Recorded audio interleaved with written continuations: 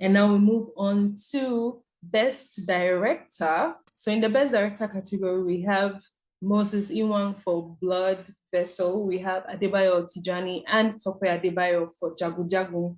We have Bibi Sashere for Breath of Life. We have John Scott Enna for Half Heaven. CJ Ferry Obasi for Mami Wata. Kayode Kasum for Afame Funa. And Tolu Ajayi for Over the Bridge. Best Director. Best Director. So, I mean, when it comes to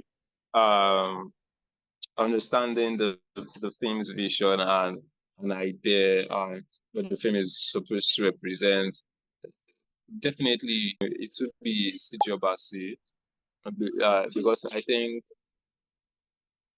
and this is not in maybe recognition or the years it took to write the script and the challenges it took to produce the film, but it's also because, again, to when you are thinking about the film, yes, these other background details are important, but they are not really, really important when it comes to what you are consuming on the screen. But I think that CJ Obasi knew what he was trying to do from day one, and he held on to that vision. And I think it just speaks to the fact that there was this, I think it's something related to what I said earlier, that there was this sense of unity in the direction when it comes to directing the costume, when it comes to directing, okay, we are going to use a monochrome shot, when it comes to the editing, when it comes to the sound design, you could see how CJ Obasi, and even when it comes to the accent, you could see how CJ Obasi was able to harness and direct each of these various departments into producing what you had. And I think another mention, another honorable mention I want to mention is DB Sasore's Breath of Life, because there's this something distinct that Sasori always does with is quote and unquote faith-based films, because he said, I think there was this interview that I read that I said he's not a faith-based filmmaker, he's just doing it because, okay, there's a different audience for that. And so I think Breath of Life could pass for me too. And maybe Afami for now to Kayode Kasum.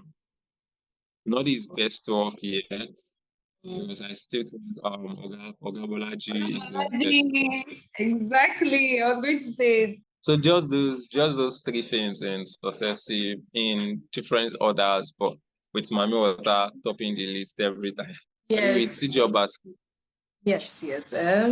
Well, I can agree. I can agree to some extent. I thought Afamefuna was a really good watch, but if we are going to do like a comparison on, I know I'm supposed to be comparing film by film, but then also I like to follow whoever's journey, just like I was talking about Kehinde Bankole. Regardless, I still think that it's always good to just backtrack and kind of look at what the journey that this person has been on till now, because you're only as good as your last work. So for me, I would say Kayode Kasum did a good job with Afamefuna. It's getting me back on there, loving him as a filmmaker tracks. I kind of fell off at a point, I won't lie, in terms of like liking the stuff that he was bringing out. Oga Bolaji set the bar so high. So every other project that was coming out, I mean, it's only normal that we'll be comparing it to Oga Bolaji. Oga Bolaji was just perfect in every way.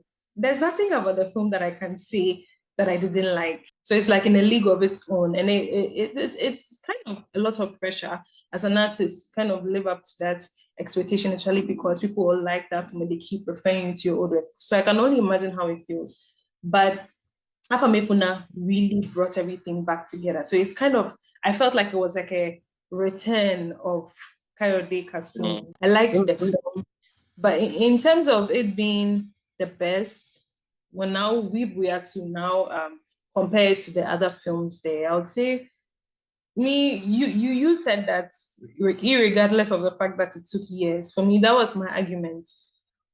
I feel like if you are a director and you're able to dedicate so much time to your art and it comes out great and it has really done all the, it has really gone around the world and putting Nigeria on the map. I feel like we cannot do away with those facts. But he has really set a pace. And now he said he's writing another film. So we can't wait to see what will come out of that. But personally, I feel like his journey as a filmmaker, then comparing it to the films on in the category, I'll definitely give it to him. So I also agree with that. I've been thinking about something for a while now, and I think quite a number of mainstream Nollywood filmmakers are always guilty of that, where maybe their directorial debut. I know Bolaji is not directorial debut. I think there's this other film that is very, very obscure. I can't even remember the title now. But if we want to use Oga Bolaji as his directorial debut, you could see that transition into oblivion, that transition into not knowing what he was doing at some points with the number of films he was producing. I think there's also another director too. There is Dario Laiton, who came out with Ojukokoro. I can't remember the year now. Funny enough, Kayode Kasum and Dario Laiton, they had this brotherhood kind of like partnership. They're always making films together. And you could see how both of them just derailed from setting this very high pace in their films. So that's the first thing I wanted to say about. So yeah, I could relate It was to Chiiiile that they came out with. yes. I think they also came out with Egun or something. Yes, Egun too, I yeah. think they also came out with. I think it was It really worked worst of together. all. The worst of all was Dwindle. I can't even remember anything from the film, which is good for which is actually good for my mental health. So you could see you're expecting that okay, there should be a transition at least. You started with maybe 5%. We're expecting that okay, when you're coming out next should be maybe 5.5% or 5.1%, but you are going back to 0.5%. You started from 5 and you're going back to 0.0. So Afamefuna represents that to some extent for Kayode Kasum in terms of going back to that pace we used to know him. And the second point is about Sijo Basi. I think there was this particular day, I think it was last year. I just reflecting about it. I just said, I think there's this thing about Mami Water with every new press release, with every news piece, there's always this competition. It's this one is surpassing this one, this one is surpassing this one in terms of scale.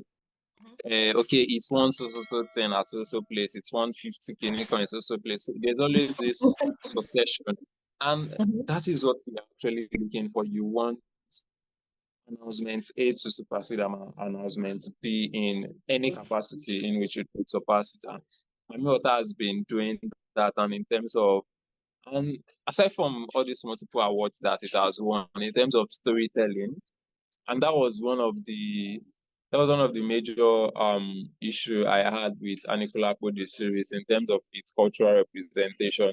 I think Mamiota not really cultural inclined, but in terms of like African spirituality, it was able to push that.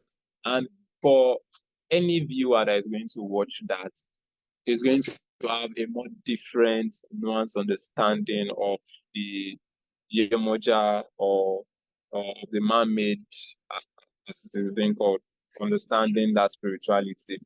So it's like being educative in that sense for even for the African audience and even for the Western audience. So it also represents that too.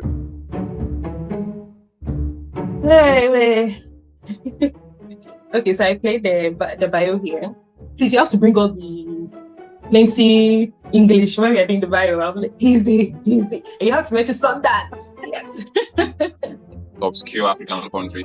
It doesn't.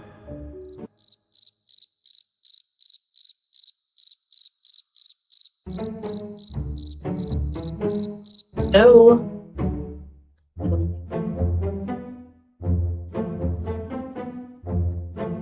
Oh.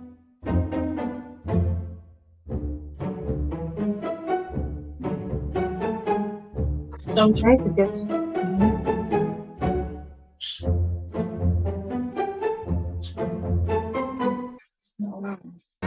Much later.